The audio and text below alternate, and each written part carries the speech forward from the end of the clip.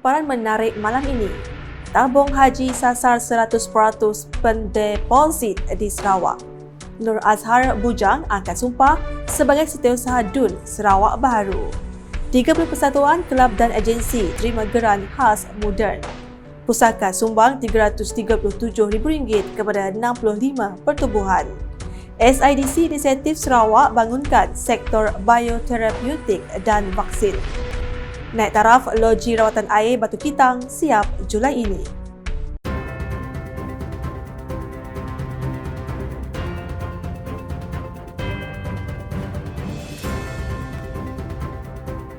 Assalamualaikum dan salam Sarawak Maju Makmur bersama saya Fizah Munirah Mahrab.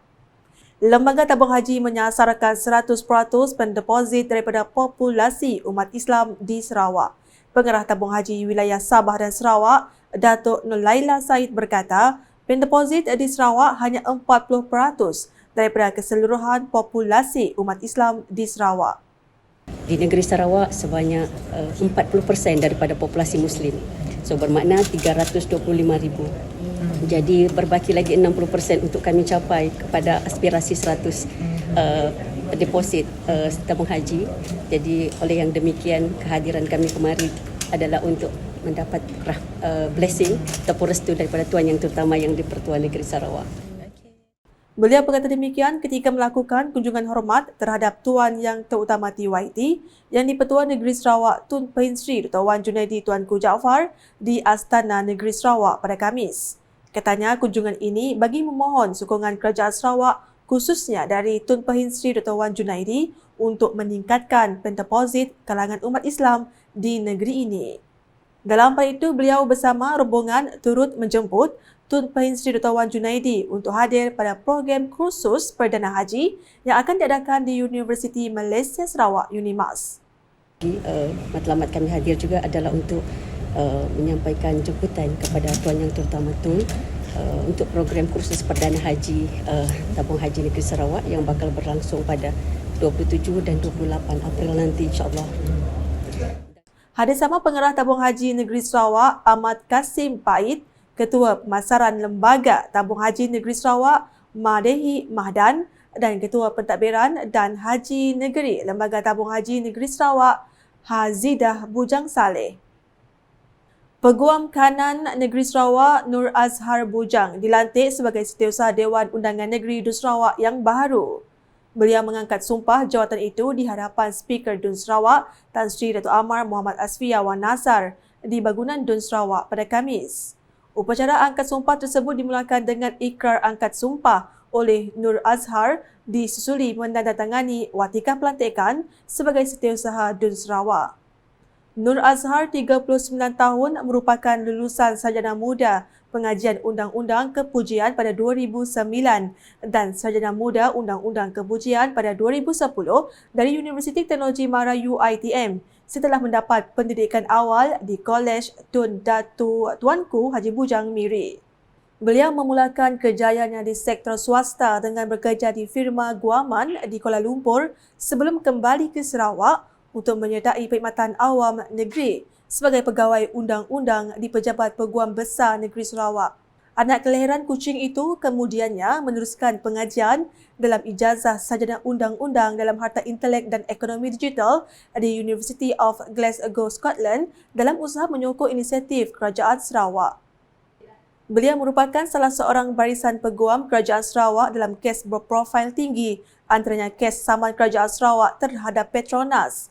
Selain litigasi, Nur Azhar turut terlibat dalam proses penggubalan undang-undang bahagian nasihat termasuk mewakili Kerajaan Sarawak dalam rundingan bersama Kerajaan Persekutuan sehingga dianugerahkan pingat perkhidmatan bakti perak daripada Yang di-Pertua Negeri Sarawak. Hadir sama menyaksikan upacara berkenaan ialah isteri Speaker DUN Sarawak Puan Sri Datin Amar Fatimah Muhammad Iskandar, Timbalan Speaker DUN Sarawak Datuk Idris Buang, Peguam Besar Negeri Sarawak Datuk Safiri Ali serta kaki tangan DUN Sarawak yang lain. Sebanyak 30 persatuan, kelab dan agensi dalam Sarawak menerima cek peruntukan geran khas berjumlah keseluruhan RM218,000 daripada Kementerian Pembangunan Bandar dan Sumber Asli Moden. Timbalan Premier Sarawak Datuk Amar Awang Tengah Ali Hassan berkata, Ini merupakan peruntukan pada tahun lepas yang tidak sempat diagihkan. Katanya beliau berharap agar semua menggunakan dengan sebaik-baiknya untuk melakukan pelbagai aktiviti bersama ahli-ahli agar dapat memberi manfaat kepada persatuan dan ahli-ahli lain. Beliau berkata demikian semasa berucap ringkas dalam majlis penyerahan cek geran projek kecil luar bandar MRP bagi bahagian Kuching di Wisma Sumber Alam Petrajaya pada Khamis.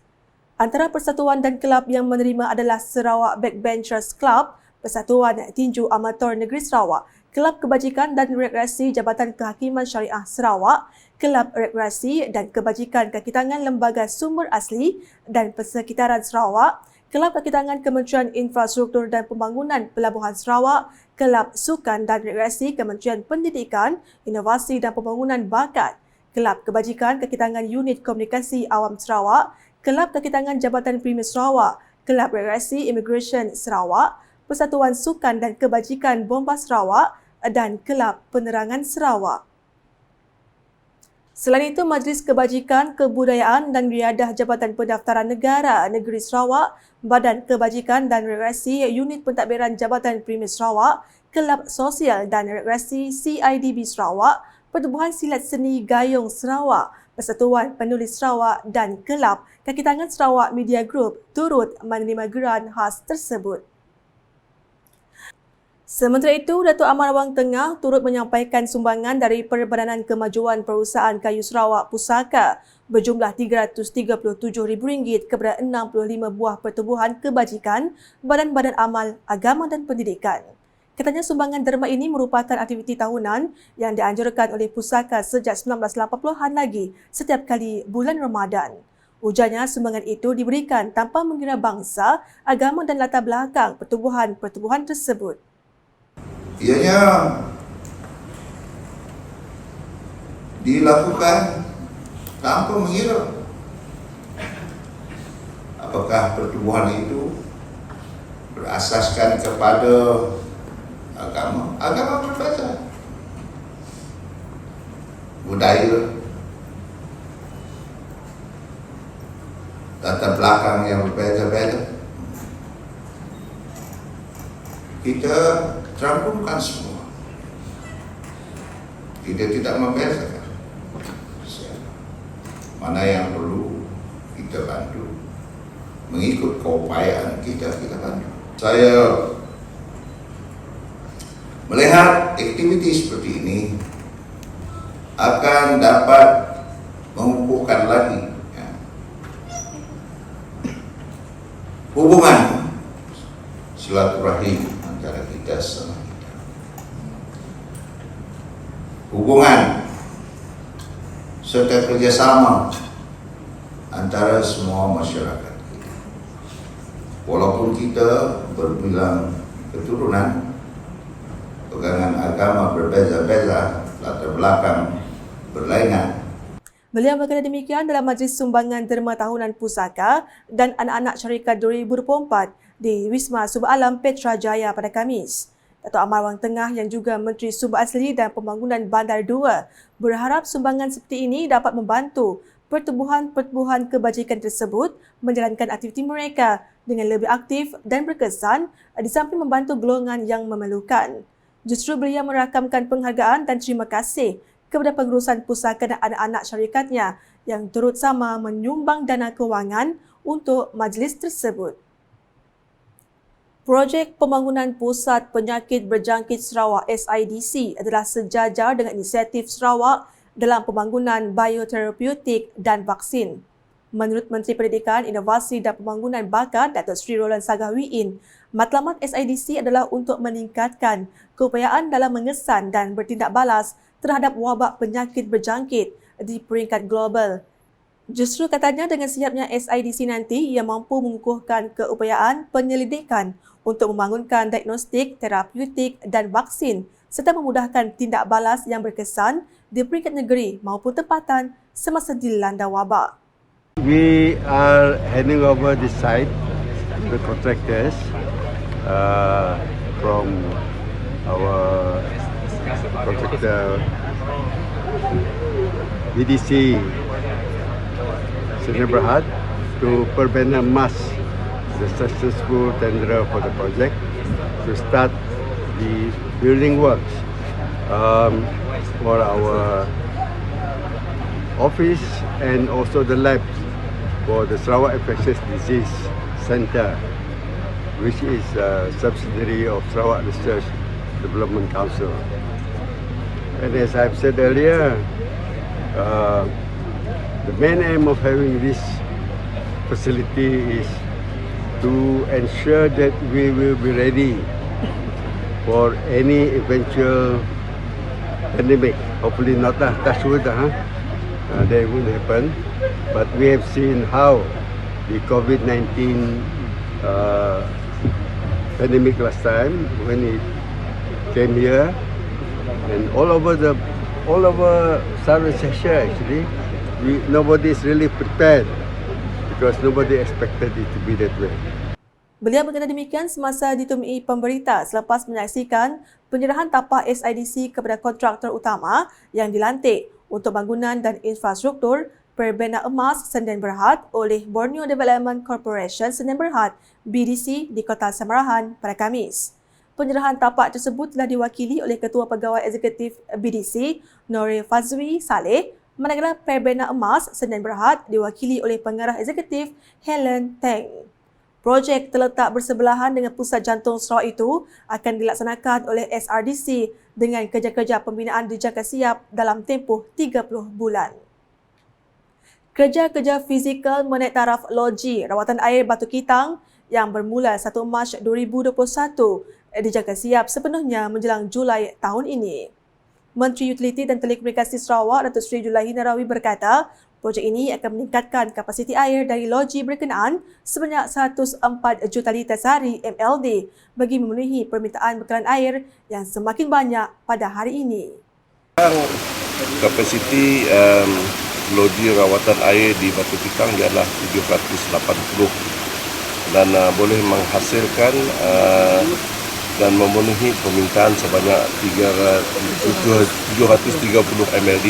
Jadi kapasitinya 780 MLD dan sekarang mengeluarkan hasil air 730 MLD. Jadi yang dinaik taraf sekarang ialah sebanyak 104 MLD, menjadikan jumlahnya kepada 884 MLD. Beliau berkata demikian ketika ditemui media selepas mengadakan lawatan kerja rasmi ke loji rawatan air Batu Kitang pada Khamis. Tambah beliau, peningkatan jumlah kapasiti ini akan dapat memenuhi keperluan air bersih di beberapa kawasan termasuklah di Petrajaya, Santubong, Rambungan, Sempadi dan Demak Laut. Dalam pada itu, Datuk Seri Julaihi memberitahu usaha Lembaga Air Kuching KWB untuk meningkatkan kapasiti pengeluaran air adalah untuk memenuhi permintaan Jabatan Bekalan Air Luar Bandar Jebab bagi beberapa kawasan yang masih terkesan. Dan juga dapat memenuhi sebahagian daripada permintaan Jebab. Sebab Jebab bergantung kepada loji rawatan air Batu Kitang untuk membekalkan air di kawasan bahagian Semerahan. Mengulas mengenai kerja-kerja penggantian paip air di seluruh Sarawak, beliau mengumumkan bahawa kerja-kerja penggantian ini akan bermula pada tahun ini dengan penekanan diberikan ke kawasan kritikal. Katanya kerja penggantian paip ini merupakan pelan jangka panjang selama 5 tahun dengan dana yang telah diluluskan melebihi RM1 bilion. Sekian edisi malam bersama saya, Fizah Munirah. Sebelum mengakhiri berita, sila like, share dan follow semua platform media sosial UKAS termasuk portal ukas.sarawak.gov.my dan UKAS channel di YouTube untuk perkembangan terkini berita dari Sarawak. Ayo sama-sama kita nantikan dan memeriahkan Temasa Sukma ke-21 Sarawak 2024. #Saluran Informasi Rakyat Salam UKAS.